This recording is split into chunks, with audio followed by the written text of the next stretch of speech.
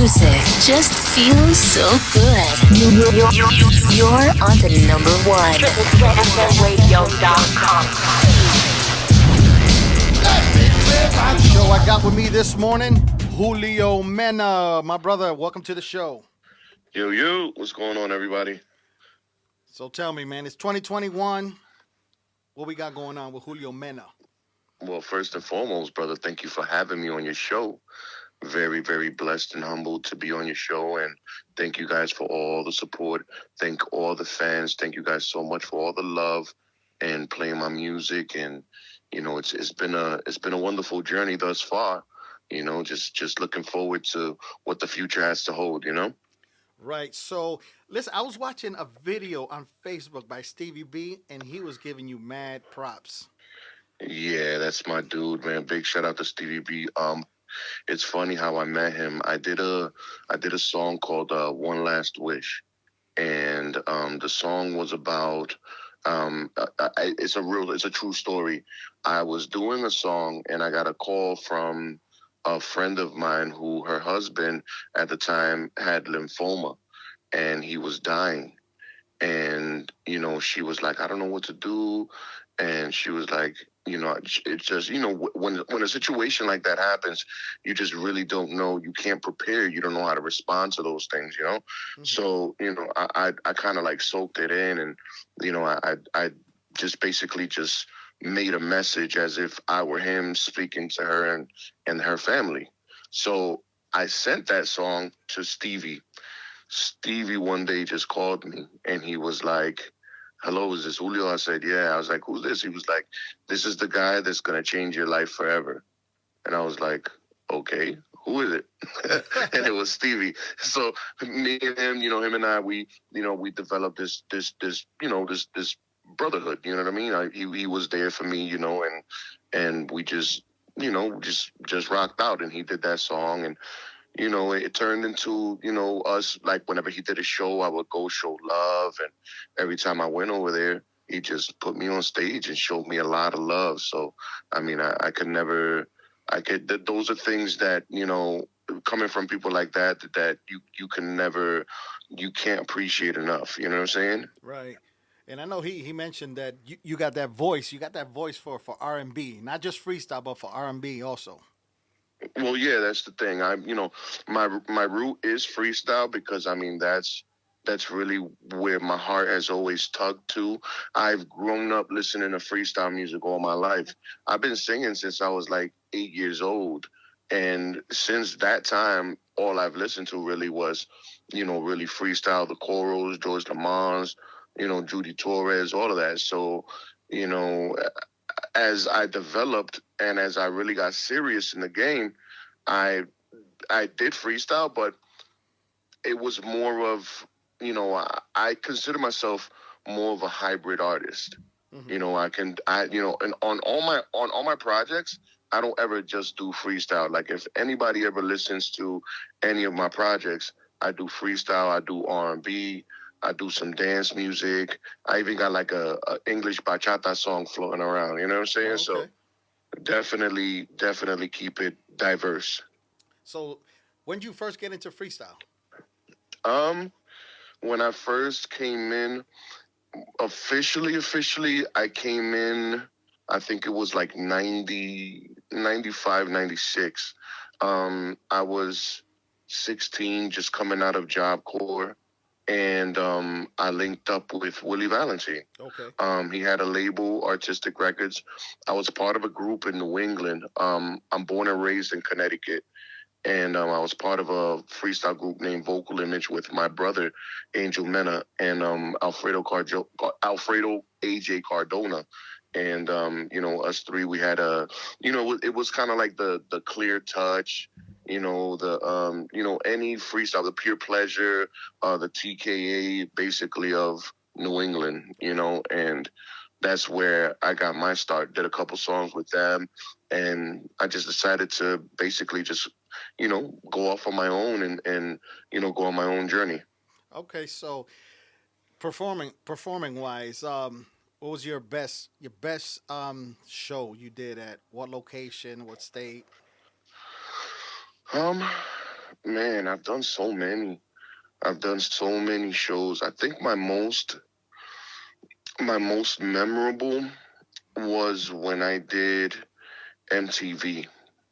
Oh, I would have to say that. Yeah, I did. Well, because again, I've always diversified. So I was part of an R&B group out of New York named Facade, and we had performed in South California. I was gonna say South Carolina, but it was in South California, and everybody was there: Busta Rhymes, Britney Spears, Mandy Moore, all those people. So just being on that grand stage on that television network and doing it, oh man, it was just something like I haven't been able to top that. I mean, singing with Steve, now singing on stage, doing things with, being able to rock out with Stevie B, being able to rock out with Cole, being able to rock out with Cynthia, Judy Torres, you name them, like they're all my peers now, you know what I'm saying? right, And these are all like high level stuff to me, but they still can't top that.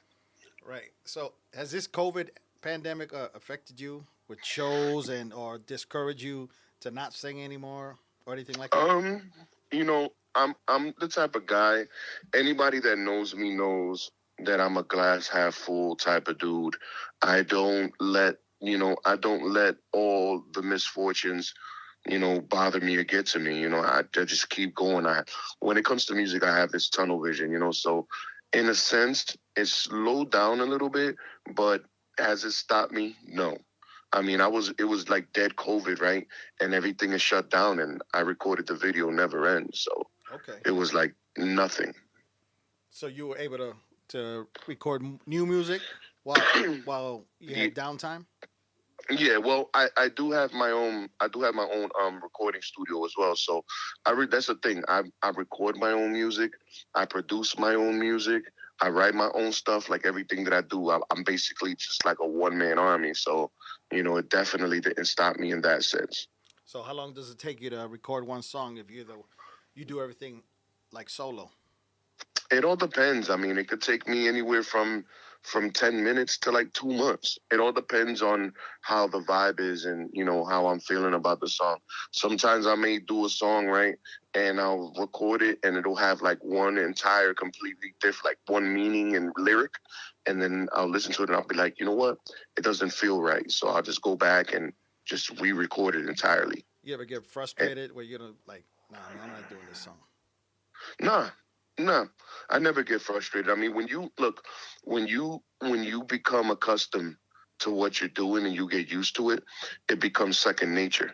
Okay, I haven't had writer's block, bro, in over 20 years. that's a good thing. But that's because I don't write. Like I do the beat, make it, structure it, I listen to it, fill it out, and then I basically just I get the melody together first, but then I put the words into it and just tell the story. Okay, and what do you like more writing about? Is it like because a lot of the freestyle songs, they talk about love, relationships and things like that. What about what do you hmm bring? What do you bring to the table? I like to bring to the table everyday stuff that people go through. I mean, I'm not saying everyday stuff in the sense of I can't find my coffee or a spoon, you know, but it's more of, you know, freestyle is music of love, and the back in the day freestyle used to be more of not a negative vibe, right? But Hmm. it was more of what they were going through, what the female was putting them through, or what the guy was putting them through. Remember, look into my eyes, Right. bad of the heart, Scars of love. can't let you go. All those songs. See that, like the narrative always was like either please don't leave me, why you hurting me. My songs are more of I want to show that I can love. Right. The character can show that they love. The character can show more of a positive side. Let me not show you what you. It's not more of what you're doing to me. It's more of what I'm feeling and how I can do for you. Basically, you understand? Right. So let me ask you. So like when depending where you're at in you get like a fan? You run into any fans like when you're in a store, like grocery shopping or All the anything like that? time, bro. All the time. Just recently I got off the plane and, I was getting off the plane in Florida, going back, and they were like, somebody just stopped me and they were like, because I had my Melody Monster shirt on, and they were like, wait a minute, damn, I know you from somewhere. And then when I told him, the guy was like, oh, wait. And then he went and brought like a manager and somebody else that ended up taking pictures.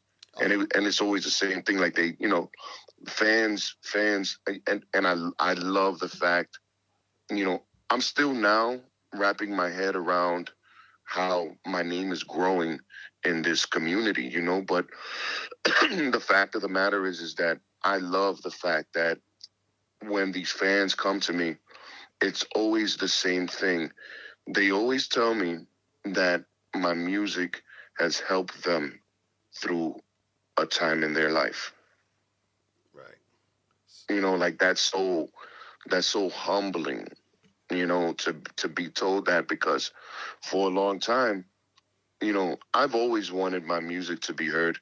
I've always wanted my message to be put out there. That there are people. I know there are people that go through certain things in life. You know what I'm saying? Hmm. And just the fact that that's being reciprocated, it's amazing. Right. So let me ask you.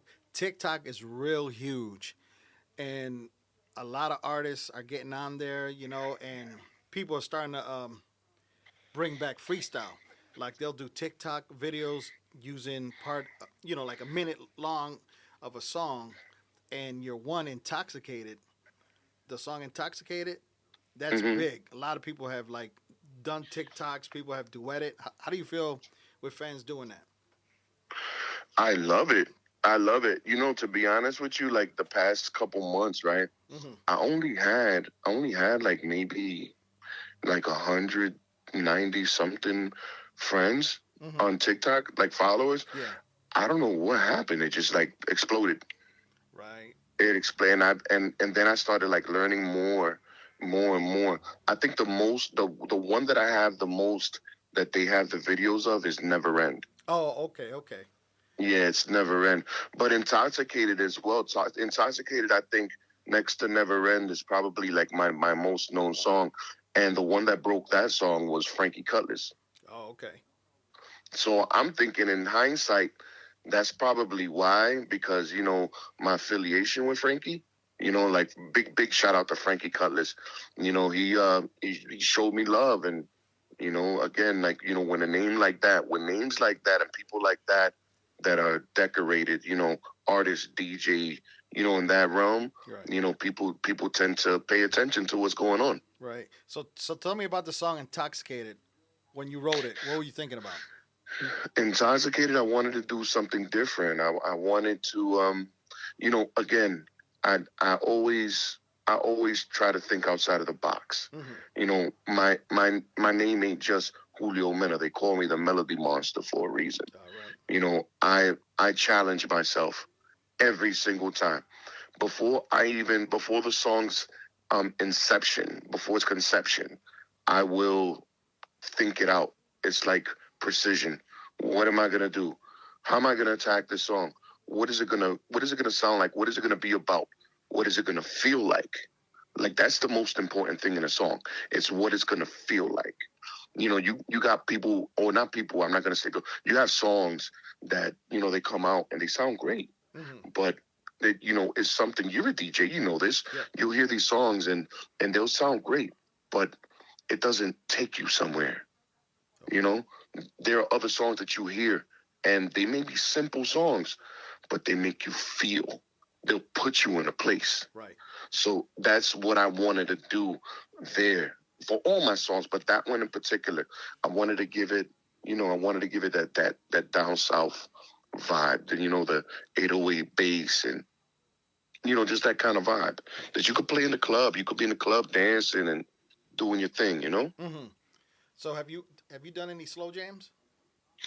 Yes, I did. I got a couple of them, but I mean, they again, because the free they a lot of people know me so much more from the freestyle. Hmm.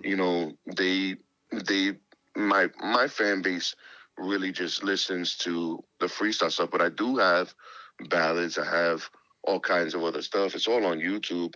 I mean, you could just search Julio Mena, and I have a crap load of songs. But now I'm gonna be exploring this more. I have 2 EPs dropping this year. Okay. Um, One of them is strictly EDM, dance music. I already have Never End out there. And then the second one is going to be more of the freestyle and urban. I have a song called Fade Away with Tony Sunshine that's going to be dropping later in the year. And I do have a ballad. It's called Hands of Time. So all these songs you guys are going to all listen to. And you're definitely going to have those songs too, Wonderrican, for sure. Oh yeah, we're gonna play it. All we got like 14 DJs. Everybody's gonna be rocking that on their sets. Hell yeah, for sure. Sets. Yeah, because for sure. I mean, yeah, we love freestyle, and being on TikTok, when I started playing live on there, everybody was loving it because it's freestyle, and because people thought it was dying out, but it was always still there. But it's just with the pandemic, everything slowed down. And then when I started playing, people were getting happy and got other DJs that are on TikTok doing the same thing, and it's been blowing up. Well, there's 2 things, right? Yeah. The first thing is that freestyle.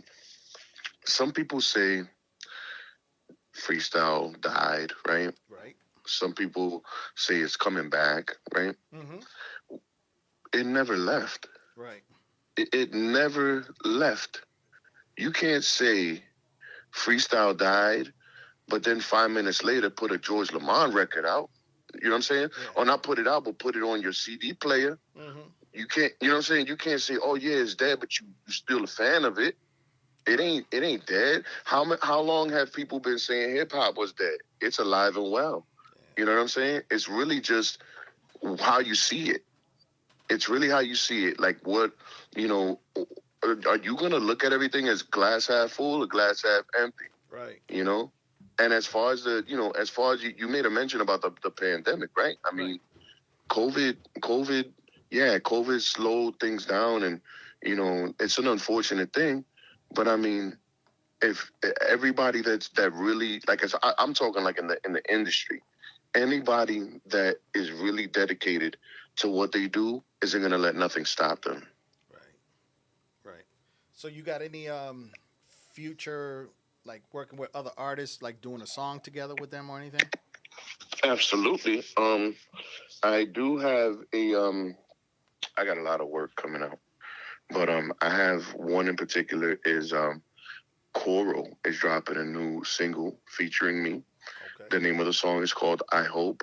It should be dropping within the next few weeks, actually.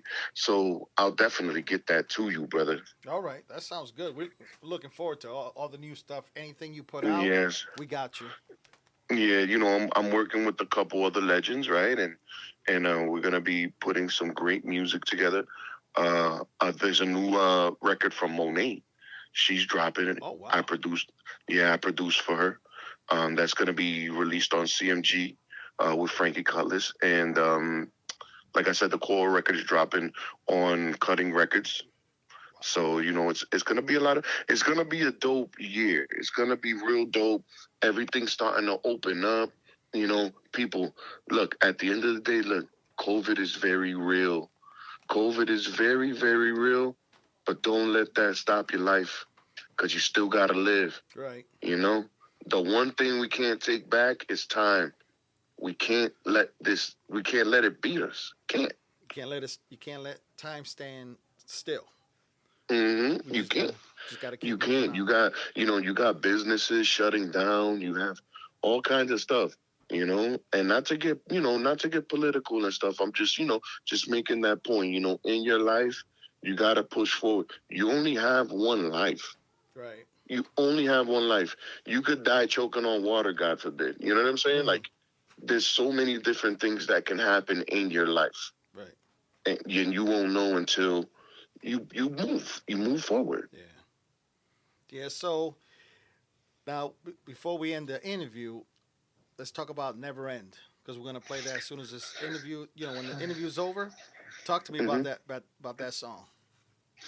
Well, Never End, I did specifically for the purposes of giving the freestyle community something positive throughout COVID.